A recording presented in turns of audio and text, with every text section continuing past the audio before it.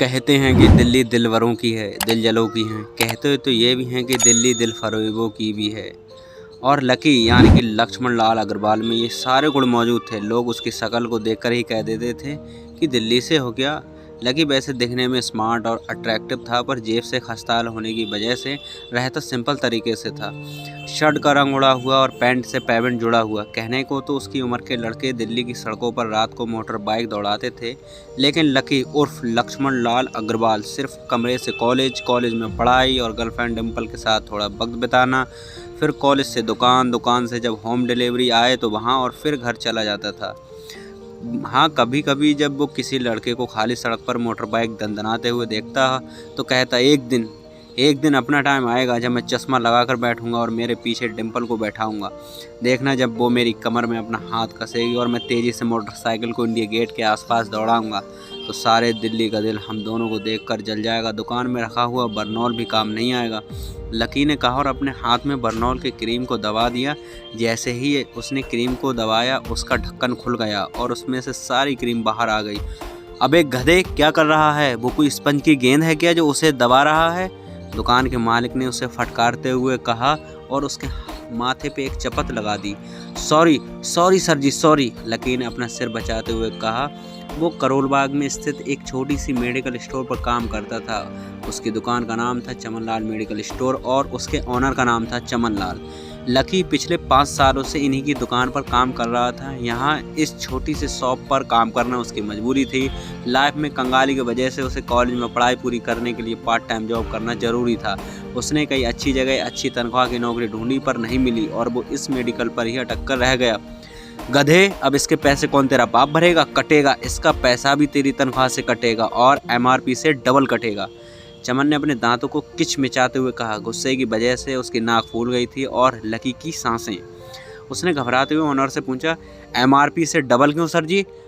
ताकि अगली बार से ऐसी कोई हरकत करने से पहले तू डबल बार सोचे, चमन ने कहा और उसके हाथ से ट्यूब छीन ली। उसका जी तो चाह रहा था कि वो लकी की खोपड़ी पर और एक बार अपना हाथ साफ कर ले, लेकिन उससे पहले कि दुकान का फ़ोन बजने लगा। फ़ोन की घंटी बजते ही लकी को वहाँ से निकलने का मौका मिल गया और वो भागते हुए फ़ोन उठाने के लिए चला गया। हेलो जी, करोल बाग के बेस्ट मेडिकल चमन मेडिकल से बोल रहा हूँ, बताइए क्या काम था? ये लकी की पेटेंट लाइन थी, चाहे कहीं से भी फ़ोन आए, लेकिन उसे फ़ोन पर बस यही बोलना था। जैसे ही इधर से लकी ने अपनी बात कही, उधर से उसे जवाब आया, मैं ब्लूमी नाइट्स होटल के कमरा नंबर 303 से बात कर रहा हूँ। एक छोटा सा ऑर्डर है, नोट करो और जल्दी से होटल पर डिलीवर करवा दो। वो एक लड़की की आवाज़ थी। उसकी आवाज़ में काफ़ी भारीपन और एक अजीब सी जल्दबाजी थी। लकी ने वो आवाज़ सुनी, पता नहीं क्यों, लेकिन उसे वो आवाज़ जानी पहचानी सी लगी। जी बताइए सर, आपका क्या ऑर्डर है? हाँ तो लिखो, हार्ड प्ले के 2 पैकेट और 1 पैकेट टिश्यू। लकी, जो कि अपना पेन लेकर तैयार खड़ा था, सेल्फ प्ले का नाम सुनते ही झिझक गया था। असल में हार्ड प्ले नाम का एक कंडोम आता था और इसलिए उसका नाम सुनते ही लकी शर्मा गया। इतने साल से मेडिकल की दुकान पर काम करने के बाद भी उसे इन चीज़ों का नाम सुनने में शर्म आती थी। हेलो भाई, लिखा कि नहीं? उस आदमी ने फिर से लकी से पूछा। जी सर, लिख लिया सर, लकी ने खिसियाकर हंसते हुए कहा। लिख लिया तो फिर निकल। उस लड़के ने कहा। उसकी आवाज़ सुनकर ही न जाने क्यों ऐसा लग रहा था कि वो कोई बहुत बड़ा आदमी था।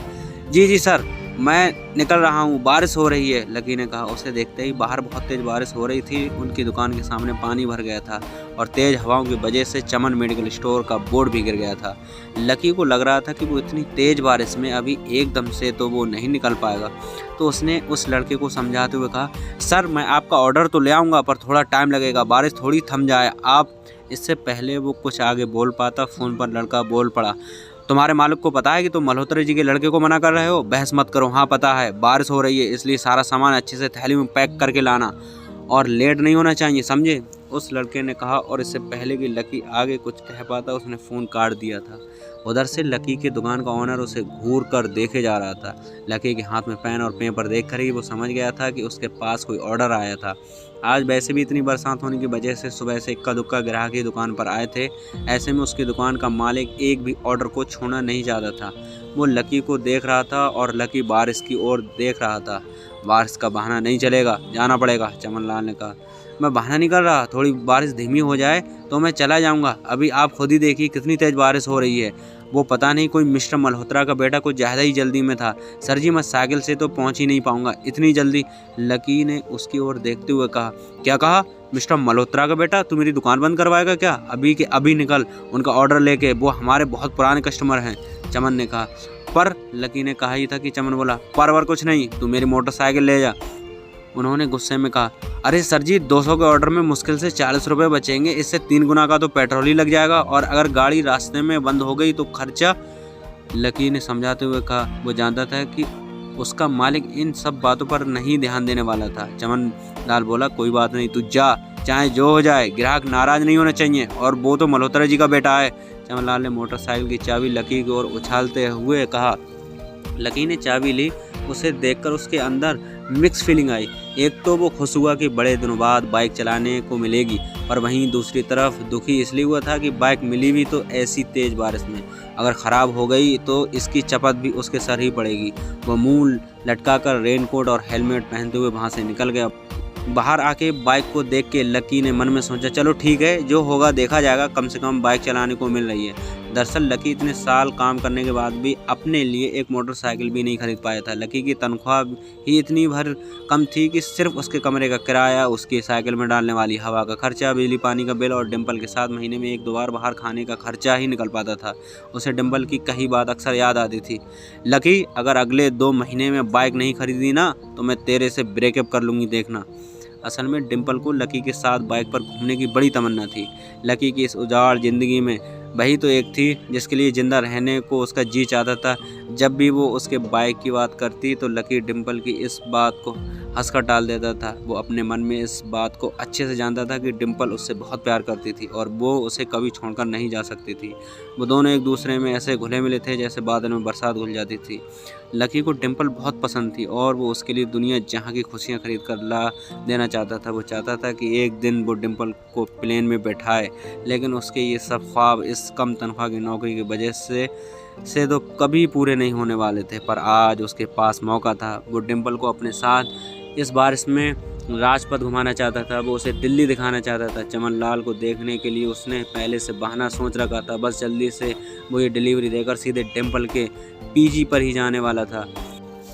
उसने होटल ब्लूमिनेट्स के बाहर मोटर बाइक पार्क की और सीधे होटल के अंदर चला गया। लकी ने रिसेप्शन पर पहुंचकर नमस्ते करते हुए रिसेप्शनिस्ट को बोला, जी मैं चमन मेडिकल स्टोर से आया हूँ, रूम नंबर 303 का ऑर्डर था।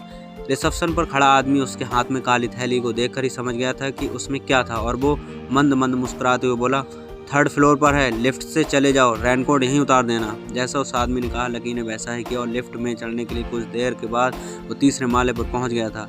वो रूम नंबर 303 के बाहर पहुंचा और उसने डोरबेल बजाई। जैसे ही दरवाज़ा खोला लकी ने थैली आगे बढ़ाते हुए कहा, नमस्ते, मैं चमन मेडिकल स्टोर से, लकी ये आपका।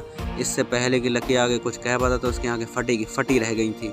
उसने अपने सामने जो देखा उसके बाद उसे ऐसा लगा कि मंद छत के नीचे भी उसके ऊपर आसमान से आकर एक जोरदार बिजली गिर गई थी। उसके सामने एक लड़की खड़ी थी। वो लड़की और कोई नहीं बल्कि उसकी गर्लफ्रेंड डिम्पल ही थी। उसने एक पार्पल कलर का नाइट गाउन पहना हुआ था। उसके काले घने बाल गीले थे और उसने उन्हें अपने कंधों पर फैला रखा था। उसकी खुशबू से ही ये चीज़ साफ पता चल रही थी कि वो अभी अभी नहाकर आई थी। डिम्पल, तुम यहाँ क्या कर रही हो? लकी को अपनी आंखों पर विश्वास नहीं हो रहा था। उसके 2 बार अपनी पलकें झपकाकर देखा, लेकिन दोनों बार उसे अपने सामने डिम्पल ही नजर आई। तुम यहाँ क्या मेरा पीछा करते हुए आए हो? डिम्पल ने उल्टा उसी के ऊपर पलटवार करते हुए कहा। लकी को देखकर उसके दिल की धड़कन भी तेज हो गई थी। उसे उम्मीद नहीं थी कि लकी यहाँ आ जाएगा। उसने ना तो सुबह से उसे फ़ोन किया था और ना ही उसके मैसेज का कोई जवाब दिया था। वो अपने मन में सोचकर बैठी थी कि वो अगले दिन खुद ही उससे मिलकर बोल देगी कि उसकी तबीयत ख़राब थी। डिम्पल, बेबी क्या हो गया है? किससे बात कर रही हो? अचानक से एक गबरू जवान सा लड़का दरवाजे के पास आकर खड़ा हो गया था। उसने बनियान और चड्डी पहना हुआ था। लकी उसे पहचान गया। साले राहुल के बच्चे, तेरी हिम्मत कैसे हुई मेरी डिम्पल को हाथ लगाने की? लकी ने जैसे ही राहुल को देखा उसके तन बदन में मानो आग लग गई थी। वो उसे इस वक्त इतना बुरा मारना चाहता था, इतना बुरा पीटना चाहता था कि उसकी कोई हद नहीं थी। लकी जिस कॉलेज में पढ़ता था, राहुल और डिम्पल भी उसी में पढ़ते थे और वो कॉलेज राहुल के फादर का ही था। डिम्पल ने राहुल के पिता की एक कंपनी में जॉब पकड़ ली थी और राहुल उस पर बहुत लाइन मारता था। लकी ने एक दो बार डिम्पल को उससे दूर रहने के लिए भी कहा था, लेकिन डिम्पल ने उससे ये कहकर टाल दिया था कि वो सिर्फ अच्छे दोस्त थे। आज भी इससे पहले कि वो आगे बढ़ता डिम्पल उन दोनों के बीच में आ गई थी। रुक जाओ, डिम्पल ने गुस्से में कहा और लकी के सीने पर हाथ रखकर उसे रोक दिया। लकी लंबी सांसें ले रहा था और कुछ ही सांसों के बाद उसका गुस्सा शांत हो गया था। अब डिम्पल के पास भी छुपाने के लिए कुछ नहीं रह गया था, इसलिए उसने लकी से कहा, लकी आज से तुम्हारा मेरा ब्रेकअप। ब्रेकअप? लकी के पैरों के नीचे ज़मीन खिसक गई थी, उसकी आंखें नम हो गईं। लकी को उसकी बातों पर विश्वास ही नहीं रहा था। उसने डिम्पल की ओर देखा और बोला, डिम्पल, हम पिछले 1 साल से एक दूसरे के साथ हैं और तुम हो कि मुझसे ब्रेकअप करना चाहती हो? अरे मैं तुम्हारे लिए नई बाइक भी लेने वाला था। चल रहने दे, आज ही याद आ रही है तुझको बाइक की। अरे तेरे पास मुझे बाहर घुमाने के लिए खिलाने पिलाने के पैसे तो है नहीं, और तू कहाँ से लेगा बाइक? और अगर ले भी ली तो लेगा उसमें पेट्रोल कहाँ से डलवाएगा? तेरी 8,000 रुपये महीने की नौकरी से ये सब नहीं होने वाला, समझे? लोग हंसते हैं मेरे ऊपर जब मैं सरोजनी में तेरे साथ घूमती हूँ। मैं ऐसी लाइफ नहीं जीना चाहती लकी, मैं तेरी तरह गरीब नहीं रहना चाहती। तूने मुझे फंसाया था, उल्लू बनाया तूने मुझे, इसलिए मैं राहुल से मैच अप कर लिया है। आज से यही मेरा बॉयफ्रेंड है, डिम्पल ने गुस्से में कहा। अच्छा तो बेबी यही है तुम्हारा वो बेकार सा एक्स बॉयफ्रेंड? राहुल ने पूछा और डिम्पल के बगल में आकर खड़ा हो गया। उसने लकी के हाथ से थैली उठाई और उसमें हार्ड प्ले का पैकेट निकालकर उसे चढ़ाने के लिए उसे हवा में लहराने लगा। बाप रे, इससे बदकिस्मत इंसान इस दुनिया में और कौन होगा? राहुल ने उसकी टांग खींचते हुए कहा। लकी के पास उसकी बात का कोई जवाब नहीं था। उसने गुस्से से डिम्पल को देखा और अपने हाथों में मुट्ठी भींच ली, फिर वहाँ से निकल गया। अबे पैसे तो ले जा, सब कुछ फिर ही दे जाएगा क्या? राहुल ने जोर से ठहाका लगाते हुए कहा, लेकिन लकी बिना उसकी बात सुनते हुए ही निकल गया। उसके दिमाग में डिम्पल के कहे शब्द गूंज रहे थे। उसने कभी सपने भी नहीं सोचा था कि डिम्पल उसके साथ ऐसा भी कुछ कर सकती है। जिस इंसान के लिए वो इतना कुछ करना चाह रहा था, उसे उसकी कोई कदर ही नहीं थी। लकी इतना हताश हो गया था कि बुरी तरह से रोने लगा था। इस बार वो लिफ्ट से नहीं बल्कि सीढ़ियों से नीचे उतरा और एक एक सीढ़ी उतरने के साथ उसके आंसू आंखों से छलकते जा रहे थे। जब उसकी आवाज़ सुनकर कुछ लोग अपने कमरे से बाहर आए तो लकी ने तुरंत अपने आंसू पोंछे और तेज़ी से वहाँ से भाग गया। उसे ज़िंदगी में पहली बार प्यार हुआ था और पैसों की कमी की वजह से न सिर्फ उसका प्यार बल्कि उसकी पूरी ज़िंदगी बर्बाद हो गई थी। जैसे ही लकी बाहर आया तो उसने देखा कि बाहर अंधेरा हो गया था। आसमान में तेज़ बिजली कड़की और बारिश जो थोड़ी थमी थी एकाएक फिर झमाझम बरसने लगी। ये देख लकी के थमे हुए आंसू एक बार फिर छलक गए। उसका दिल बुरी तरह टूट चुका था, लेकिन उसे इस बात की खुशी भी हो रही थी कि आखिर आज उसे डिम्पल का असली चेहरा नजर आ गया था। वो तो उसके साथ घर बसाने की सोच रहा था, लेकिन अच्छा हुआ कि उसने पहले ही उसका घर बर्बाद होने से बचा लिया। लकी को दुख तो बहुत हो रहा था, पर उसे ये भी लग रहा था कि आगे चलकर यही दुख उसे खुशी देने वाला था। लेकिन और एक चीज़ थी जो लकी को परेशान कर रही थी, वो थी उसकी माली हालत। उसकी जेब इतनी तंग थी कि उसे फटी हुई जेब की पैंट पहनकर घूमना पड़ता था। कभी कभी तो लकी सिर्फ रोटी खाकर दिन काट देता था। वो कब से कोशिश कर रहा था कि कोई अच्छा काम पकड़ सके, लेकिन उसे कहीं कोई काम नहीं देने को राजी था। उसने टूटे हुए दिल को दिलासा देते हुए मन में सोचा कि डिम्पल पर होने वाले खर्चा बच जाने से शायद उसके हालात को सुधर जाएंगे। पर फिर भी वो रातों रात रईस नहीं होने वाला था। उसने ऊपर आसमान की ओर देखा और ज़ोर से चिल्लाया, अगर इतनी ही अनलकी बनाना था तो फिर मेरा नाम लकी क्यों रखा? वो जितनी ज़ोर से चिल्ला सकता था उतनी ज़ोर से चिल्लाया। उसकी आवाज़ से आसपास खड़े लोग एक बार को डर गए थे। लकी ऊपर ही देख रहा था और उसके आंसू बारिश के पानी के साथ मिल गए। जैसे ही वो फूट फूट कर रोने को था, तभी उसके फ़ोन पर एक मैसेज आया। जैसे ही लकी ने अपना फ़ोन निकालकर उस मैसेज को पढ़ना शुरू किया, उसकी तो आंखें चमक गईं। अचानक से उसके आंसू हंसी में बदल गए और वो ज़ोर ज़ोर से वहीं सड़क पर नाचने लगा था। उस मैसेज में लिखा था, परिवार की रिसर्च और परिवार के निर्णय के हिसाब से अग्रवाल परिवार का वारिस लक्ष्मण लाल अग्रवाल उर्फ लकी ने गरीबी अभ्यास की परीक्षा को पास कर लिया है और आज से ही वो उस ज़मीन और उस जायदाद का मालिक हो गया है जो परिवार ने उसके नाम रखी थी। ये कैसा मैसेज था? आखिर कौन था लकी? क्या थी उसकी असलियत? और वो कैसे रातों रात अनलकी से लकी हो गया था? इन सभी सवालों के जवाब जानने के लिए सुनते रहिए हमारे अंसारी ऑडियो बुक पर।